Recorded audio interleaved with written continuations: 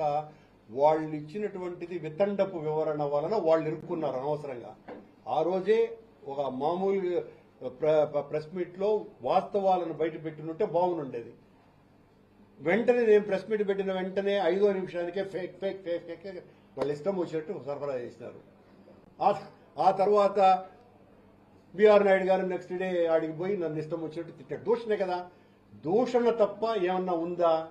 వాడు మనిషిగానే పుట్టడానికి అనర్హుడు అని అన్నాడు ఆయన నన్ను.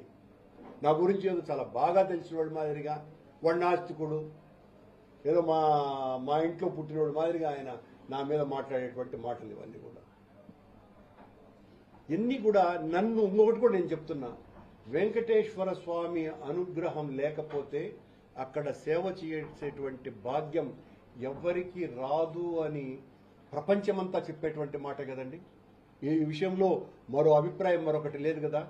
ఎంత అనుగ్రహం నాకు లేకపోతే 3 సార్లు బోర్డు మెంబర్ని, 2 సార్లు అధ్యక్షుడిని అవుతాను నేను. ఆ